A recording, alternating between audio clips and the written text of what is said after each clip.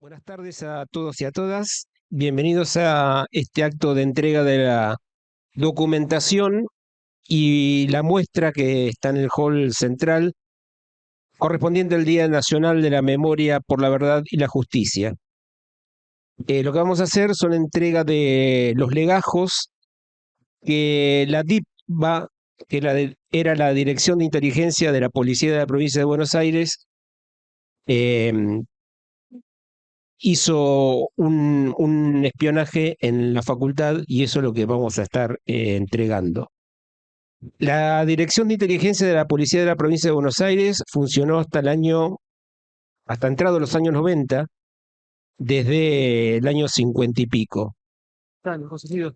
Para hacer una pequeña descripción voy a leer un par de párrafos que los extraje de la página web de la facultad donde están y se pueden acceder a todos estos mismos archivos.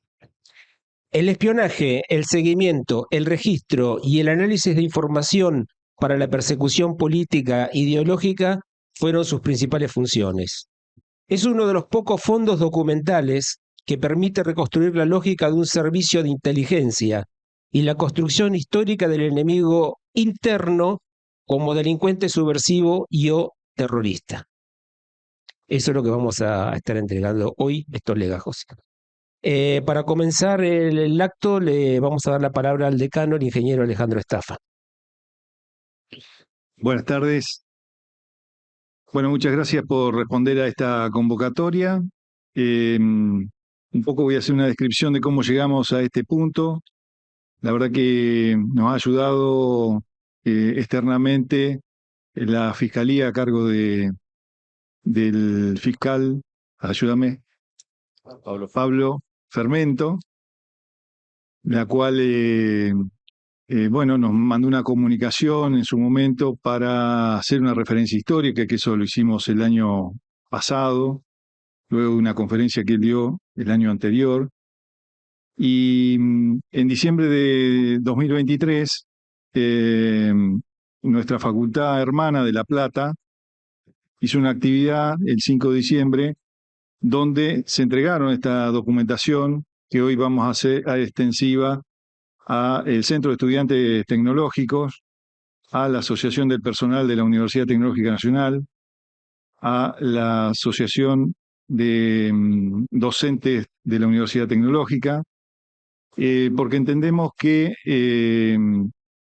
hay información que habla sobre un periodo muy particular de la Argentina, en el cual hubo persecuciones, hubo atentados, hubo secuestro, digamos, violencia dentro de la institución, y que era necesario esta divulgación, esta toma de conciencia de que esto había ocurrido en la Facultad Regional.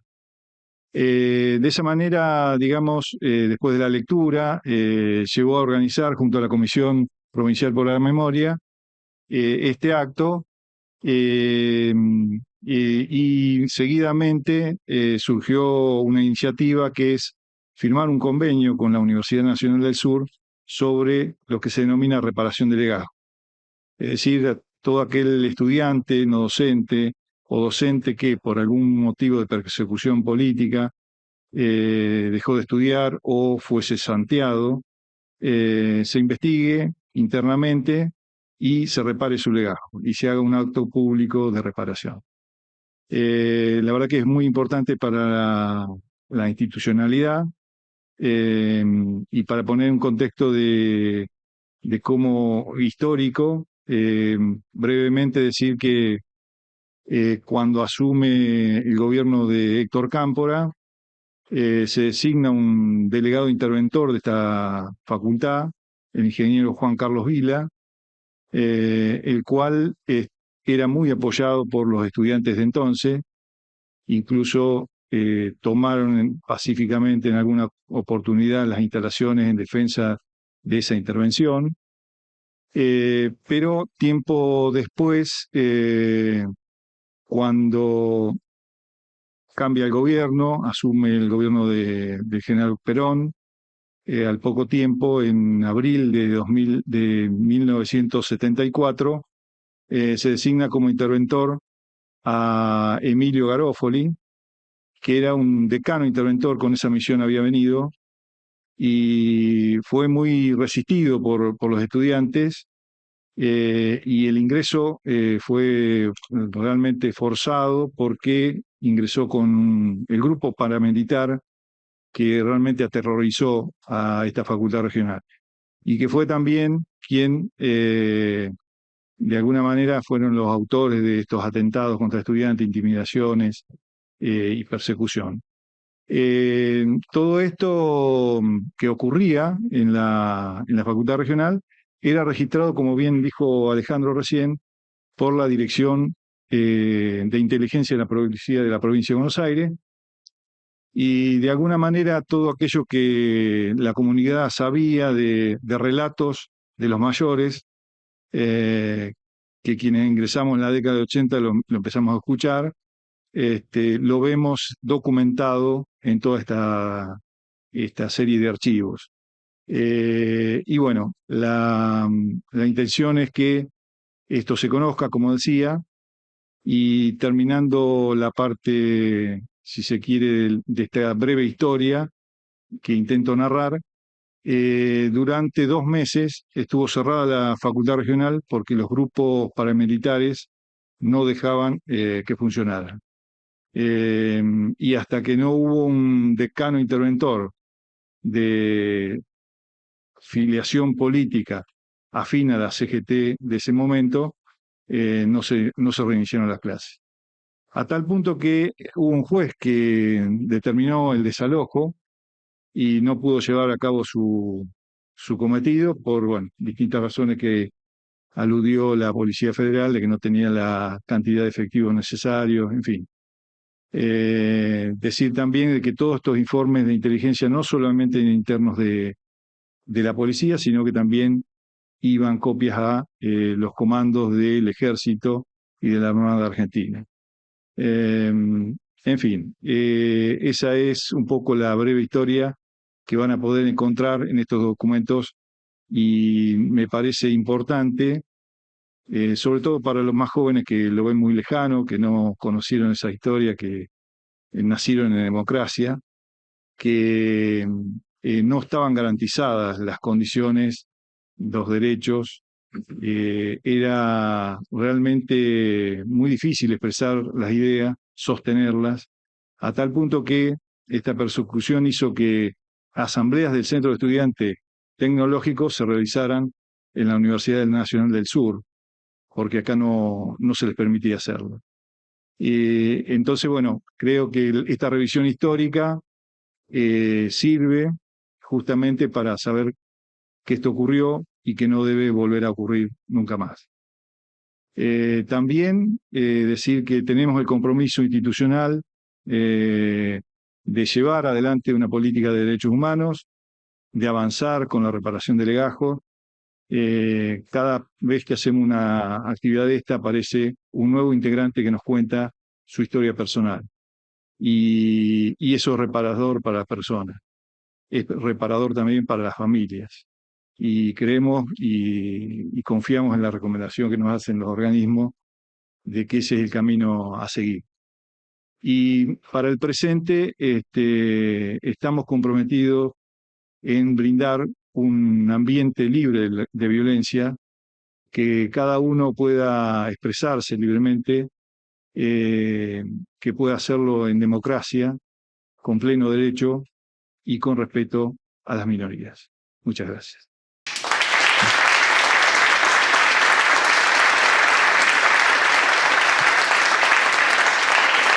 Por la Comisión Provincial por la Memoria va a decir unas palabras el prosecretario Guillermo Torremare.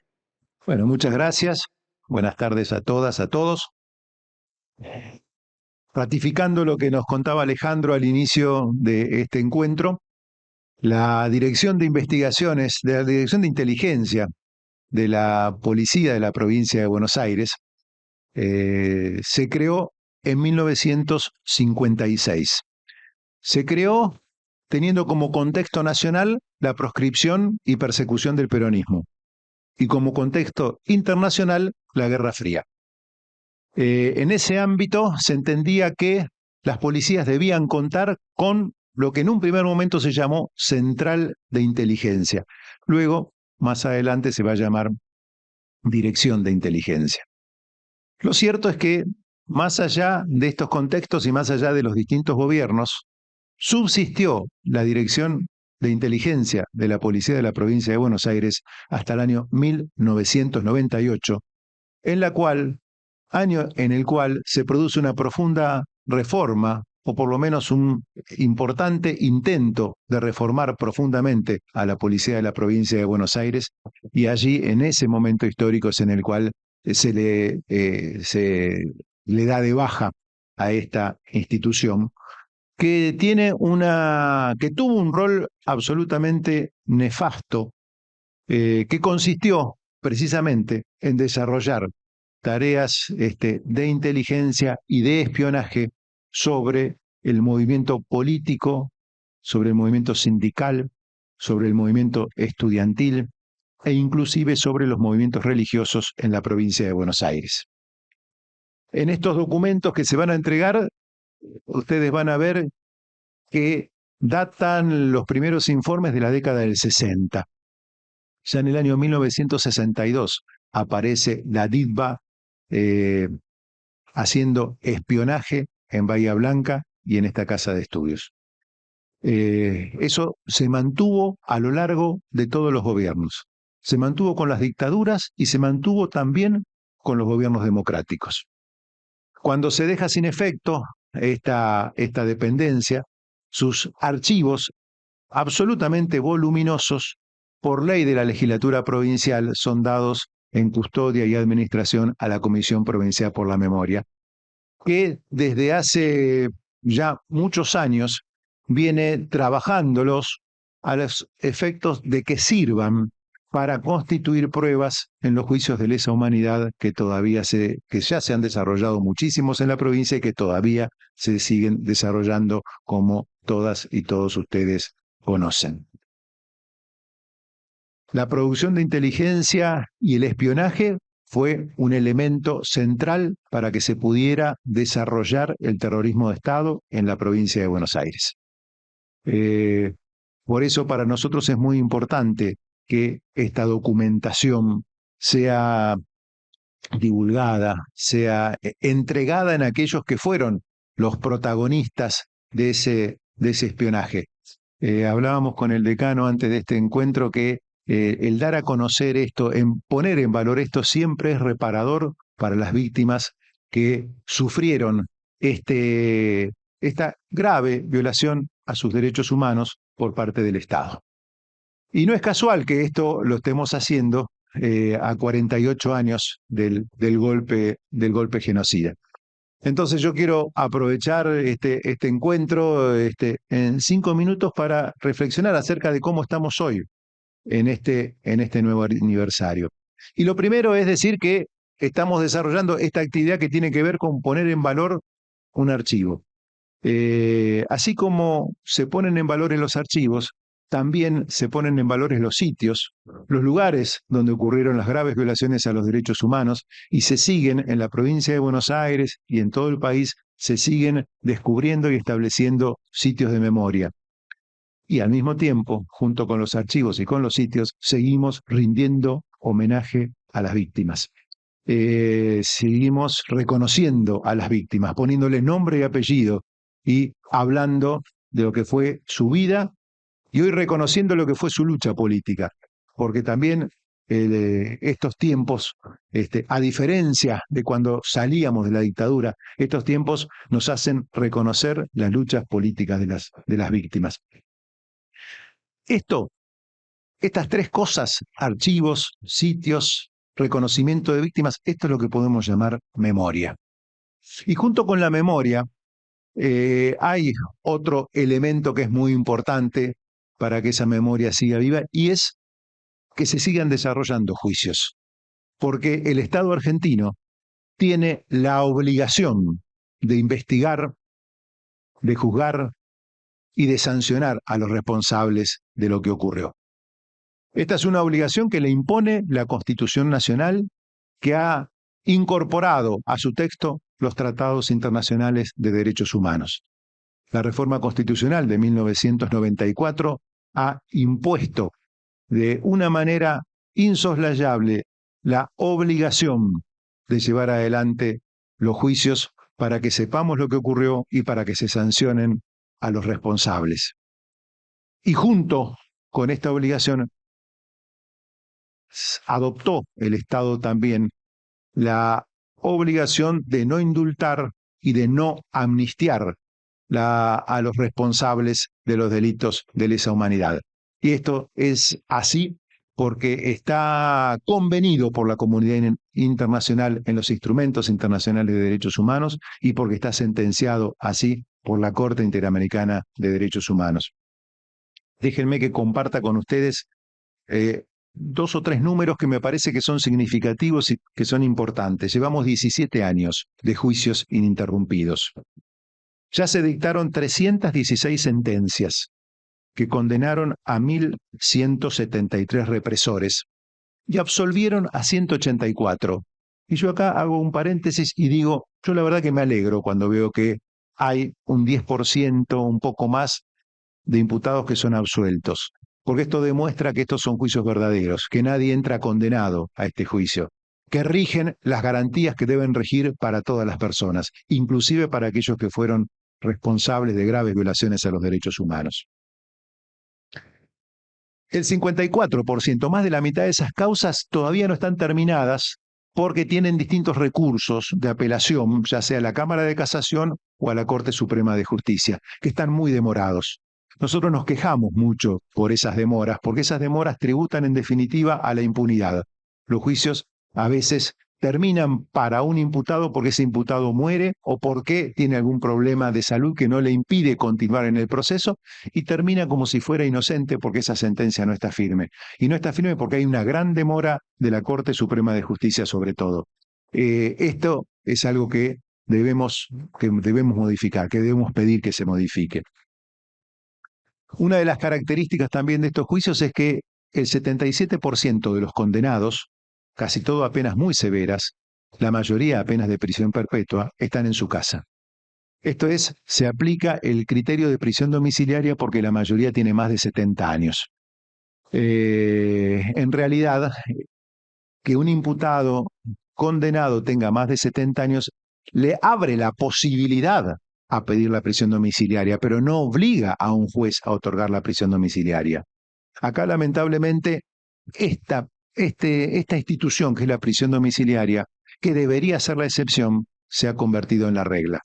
Desde los organismos de derechos humanos, nosotros también nos quejamos de esto y decimos que la cárcel común es el lugar en el cual los genocidas deben cumplir su pena para que esa pena no se denaturalice. Y por supuesto que deben tener un absoluto trato digno como debe tener cualquier persona que está privada de libertad.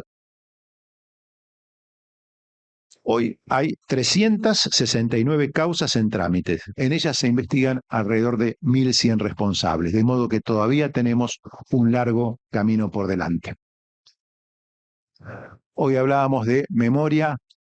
Este sería el concepto de justicia. Y termino con el último concepto que es muy importante que tengamos muy claro en esta fecha, que es el concepto de dar garantías de no repetición. El Estado tiene la obligación de dar garantías de no repetición de lo que sucedió.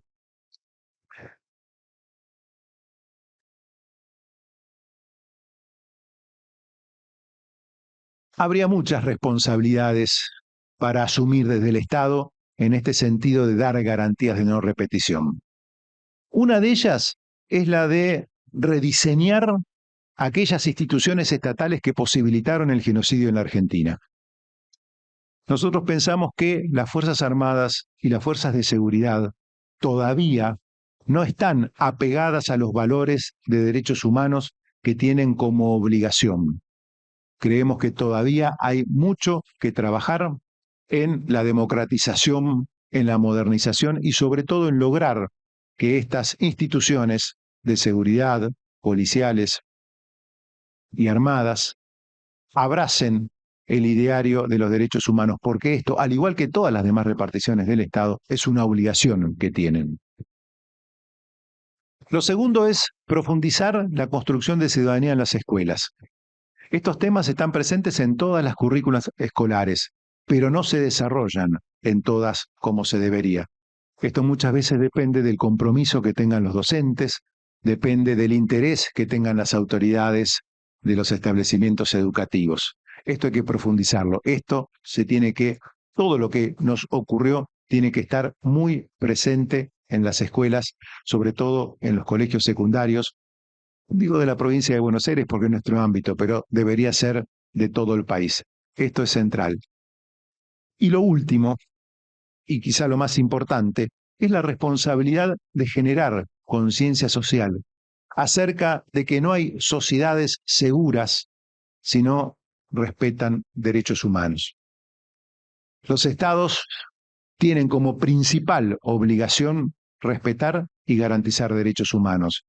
Y podríamos decir que el nivel de democracia sustancial que un Estado le brinda a sus ciudadanos puede medirse por el disfrute sin discriminación que los habitantes tienen de los derechos humanos en el ámbito de su territorio.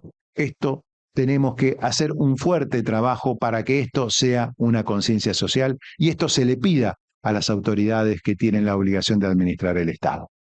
Estos conceptos, memoria, justicia, obligaciones, de dar garantías de no repetición de lo que sucedió, son los conceptos más importantes que tenemos que defender para poder enfrentar esta triste historia que algún jurista llamó el mal absoluto, y que para nosotros no es otra cosa que un genocidio al cual nunca más queremos volver. Muchas gracias.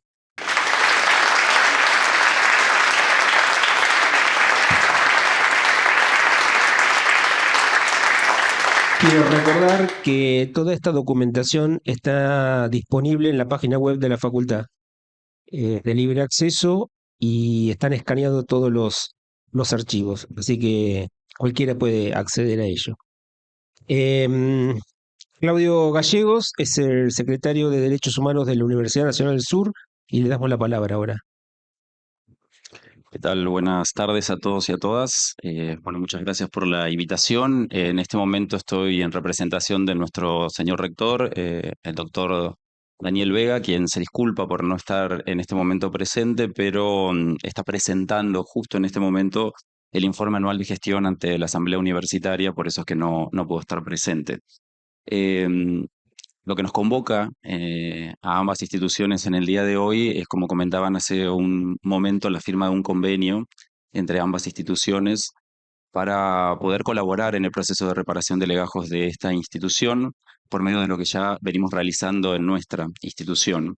La gestión de nuestro rector desde el año 2021 aproximadamente decidió continuar con la política de derechos humanos que venía ya de años en nuestra universidad, por lo menos desde el año 2012 que está creada la subsecretaría, y consolidarla en lo que respecta a memoria, verdad y justicia, con la incorporación de lo que decimos nosotros la cuarta palabra, que fue la reparación.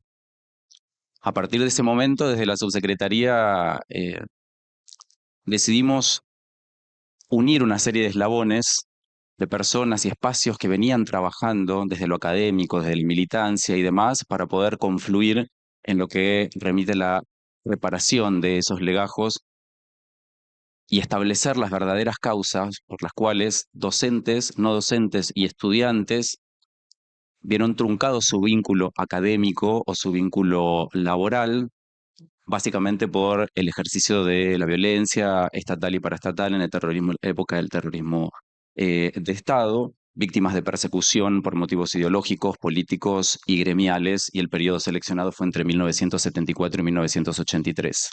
Es por ello que es de suma importancia para nosotros, que van a acompañarlos a ustedes, la presencia del Núcleo de Estudios sobre Historia Reciente, Memoria y Derechos Humanos del Departamento de Humanidades de nuestra universidad, que está coordinado por la doctora Silvina Jensen, que se encuentra entre nosotros y a quien agradezco el desarrollo de esta enorme tarea que viene desarrollando nuestra universidad y que va a colaborar con el desarrollo en esta misma. Y también el trabajo que realiza el proyecto de extensión Construyendo Memoria, Verdad y Justicia en Bahía Blanca, reparación de legajos y promoción de derechos humanos, dirigido por la doctora Lorena Montero, que también se encuentra aquí, y Ana Inés Seitz.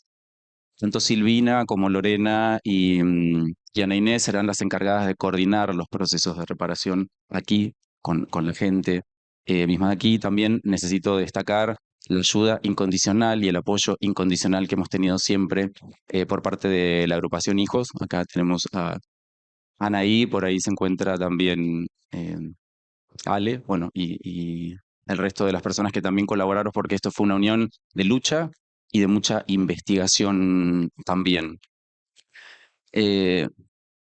No quiero agregar mucho más a todo lo que están diciendo, pero sí quiero recordar solamente que estamos atravesando un momento, no sé cómo denominarlo, si complejo, turbulento, no sé qué adjetivo ponerle y le dejo a ustedes el adjetivo que quieran poner, pero sí que estamos atravesando un momento cargado de discursos de odio y sobre todo de negacionismo, por lo cual las instituciones públicas o estas instituciones trabajando de manera mancomunada hoy más que nunca necesitan sí o sí consolidar el respeto, la promoción y la defensa de los derechos humanos. Por eso continuar con los procesos de reparación, como comentaban recién los compañeros que hablaban anteriormente, resultan totalmente necesarios siempre, pero aún más en los momentos en los que estamos viviendo, porque hay que reafirmar que muchas de las cosas que se lograron ya está y no tenemos que volver a explicar tantas cosas de nuevo.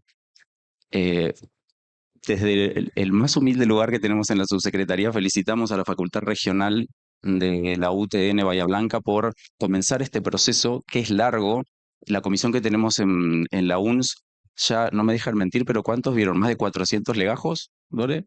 Ya han analizado más de 400 legajos, un trabajo enorme que intenta, y que es lo que van a hacer acá, reconstruir ese hecho histórico para dar la verdadera causa por la cual, como les comentaba hace un rato, culminó esa relación. Si ustedes ven los legajos que nosotros veíamos, algunos legajos decían, no vino más a trabajar, murió cuando había sido asesinado, ¿no? Y realmente no refleja la real causa que debe reflejarla.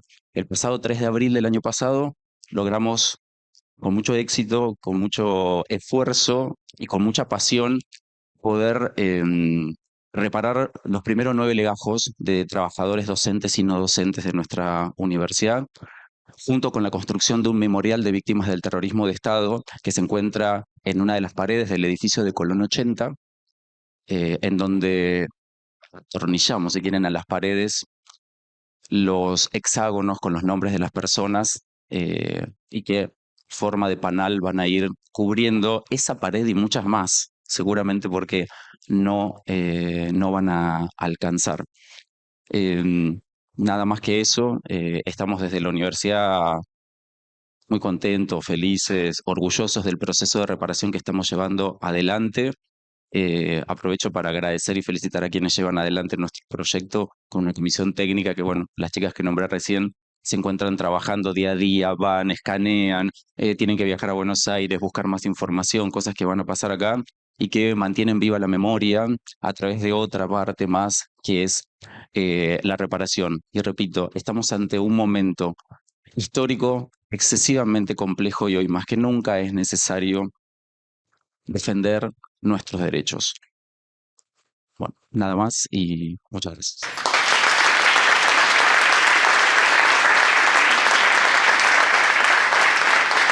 Le damos la palabra a Anaí Junquera de la agrupación Hijos. Hola, buenas tardes, ¿cómo están? Bueno, represento a Hijos y también estoy en esta mesa representando al municipio de Bahía Blanca a través de la Dirección de Derechos Humanos.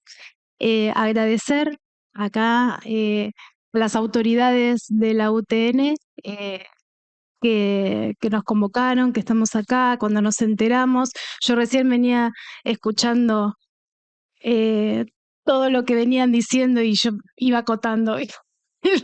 Iba acotando. Y no, claro, pues además de que dijeron todo, pero yo iba pensando en algunas cuestiones, básicamente cuando estamos, sobre todo este último tiempo que hemos caminado, este último tiempo hablo de 12 años, ¿no? 12 años de juicios acá en Bahía, desde el 2011 hasta ahora.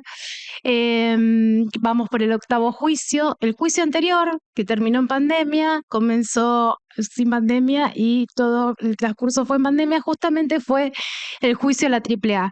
Sumamente importante para este hecho que estamos viviendo hoy, porque puso en el tapete todo lo que fue la antesala de lo que después vino a surgir como lo que fue el golpe de Estado cívico-militar con su terrorismo de Estado. Bueno, acá veo mucha gente conocida, muy querida, que venimos andando en este camino hace tantos años, pero también veo otra gente que por ahí, al menos yo no conozco y que por ahí está. No me voy a poner a hablar un montón porque estaría como mucho tiempo, pero sí decir de la importancia que tuvo. Todos los juicios tienen importancia, pero específicamente en esto que tiene que ver con la reparación de legajos, o de la reparación, perdón, de lo que tiene que ver con la ex DIVA, ese rescate fue que se vio puntualmente en lo que fue el juicio a la AAA.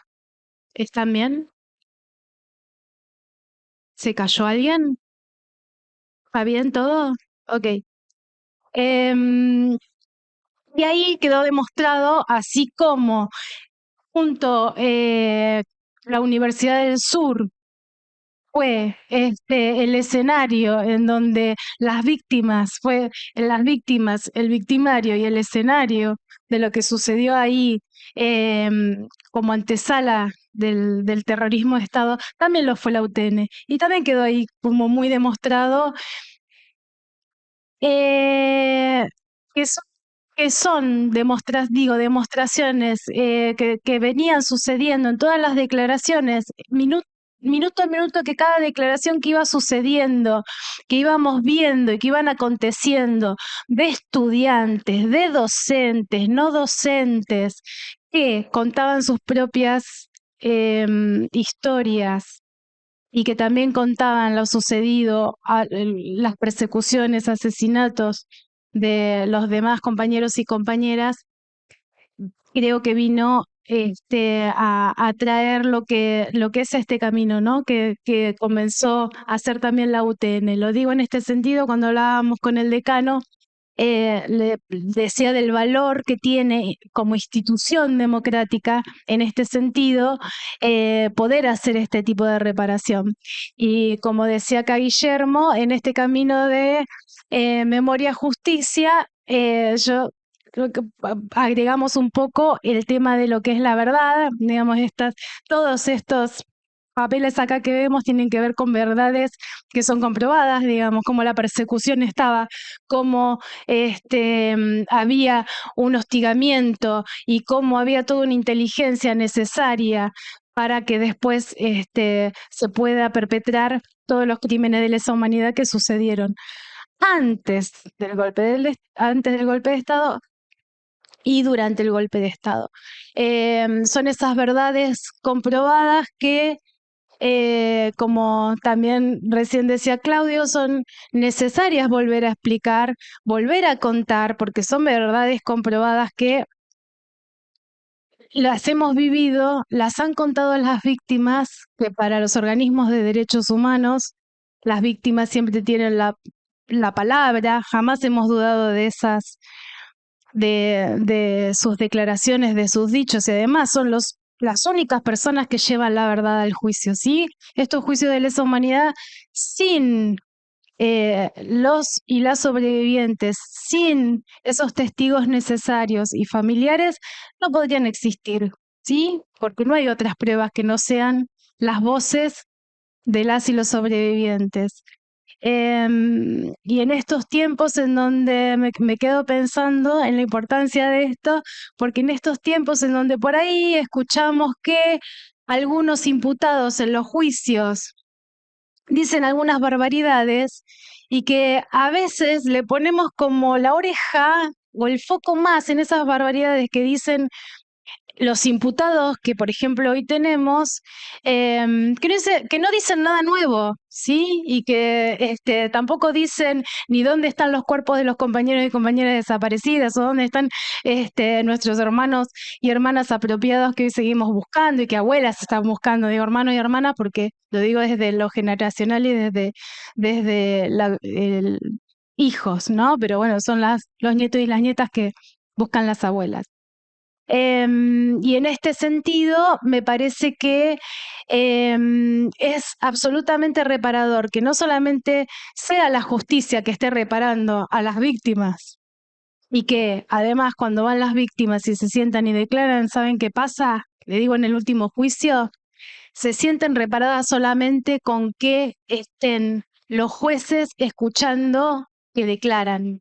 Solamente con eso, hoy ya ni siquiera pasaron tantos años, están tan grandes esas personas, las que hoy continúan con vida, digamos, porque si no, están las familias ahí también que van declarando, que ya sienten esa reparación, no con la sentencia, sino con que se sientan ahí y cuentan la verdad de los hechos ante los jueces que están ahí escuchándolos.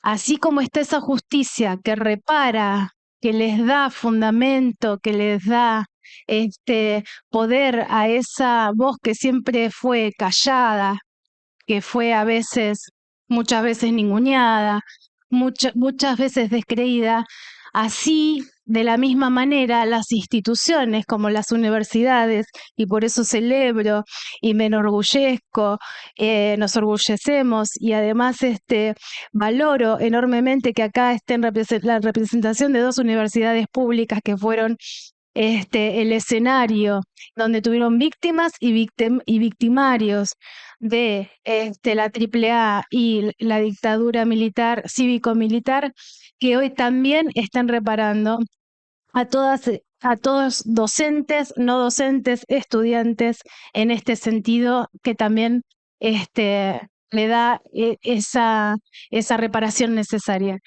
para estas personas y para toda la comunidad, para poder seguir construyendo esta democracia en la cual tenemos que, momento a momento, educarnos como ciudadanas y ciudadanos. Nada más.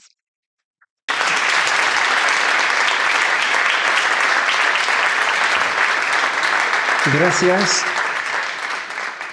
Vamos a proceder a la firma del convenio entre la Universidad Nacional del Sur y la Facultad Regional de Bahía Blanca de la UTN para la reparación de legajos.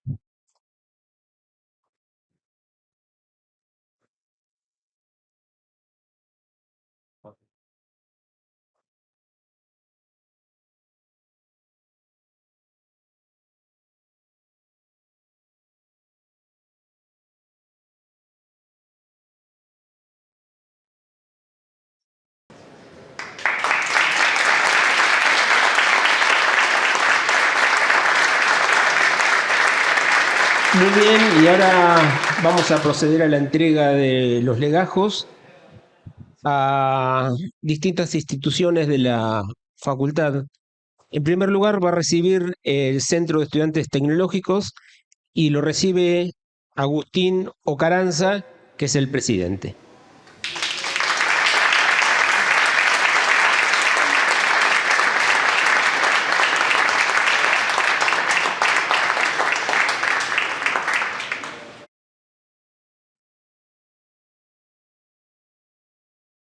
Invitamos ahora a la Asociación Gremial de Docentes de la Universidad Tecnológica Nacional, la FACDUT, a recibir los legajos.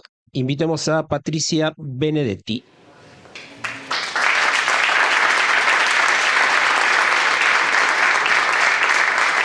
También a Victoriano Molinari, por favor.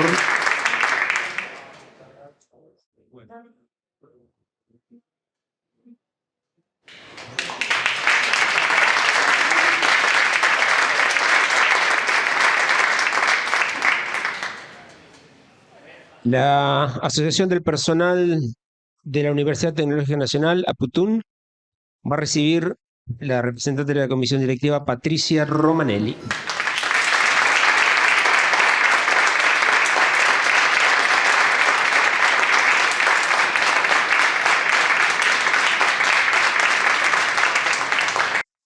Y por último, a la Biblioteca y Centro de Documentación Ingeniero Julio Marchesi de la facultad, recibe la jefa bibliotecaria Gabriela Garro.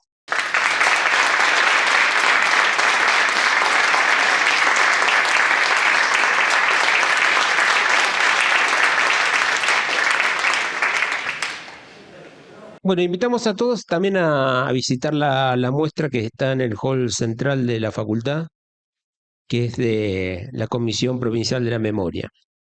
Bueno, muchísimas gracias por haber asistido.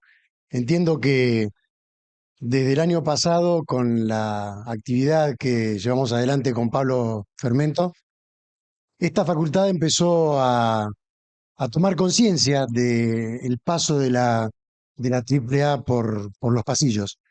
Si bien era una cuestión que estaba en el imaginario y que uno hablaba en la época de estudiante, allá hace 25, 30, 35 años atrás, con docentes, con no docentes, contaban, incluso con algún dejo, lamentablemente, de ironía, diciendo, en este sótano, fíjate que figuran balazos de cuando los muchachos practicaban tiro. Me acuerdo cuando se dijo que desalojaron a una toma y alguien se acercó a negociar con los matones y ese alguien le dijo, prometemos no violentarlos y cosas por el estilo. Cuestiones que se comentaban de asambleas y cánticos arriba, abajo, Garófoli, y siempre quedaba como en el imaginario. Y a partir del año pasado, cuando se inauguró el hito y Pablo vino a dar su conferencia, entramos en la realidad institucional del triste e inicial, por así decirlo, pasaje de la AAA en la Regional Bahía Blanca, que creo que en algún sentido se reconoce como el inicio de las actividades de la AAA en todo el sistema universitario. Por allí creo que veo al compañero Rodríguez, que también en una época vino a pedir algún tipo de información cuando estaba en uno de los juicios contra el luego que se supo agente de la inteligencia Montesanti, donde la discusión perversa, a mi entender, y esto lo digo muy personal, era de cómo podría haber identificado a alguien si había una columna el día que había una asamblea. Sin embargo, pasaban esas cuestiones y en la facultad no se hacía carne el hecho de reivindicar lo que era la memoria, la verdad y la justicia. Entiendo que con esta política de que también incluye esta actividad con la Universidad Hermana Nacional del Sur para reparar legajos, va a cerrar un círculo muy importante, que es el de determinar que esta institución no fue ajena a toda la violencia paraestatal y estatal, sino que tuvo una parte muy importante y que tal vez, por alguna omisión, nosotros no la pudimos ver. Sin embargo, hoy ya la realidad es distinta. Vamos a hacer la remediación de los legajos, vamos a seguir haciendo actividades por los derechos humanos, vamos a recordar y vamos a reivindicar a todos los perseguidos, a las compañeras y compañeros desaparecidos, y vamos a tener también ese hito histórico para señalar que la AAA lamentablemente caminó por estas aulas y que la dictadura cívico-militar, me atrevo a decir eclesiástica también, tuvo una parte muy importante y una triste participación en esta facultad. Muchísimas gracias por haber venido. Invitamos a la muestra y también a firmar el libro de asistencia.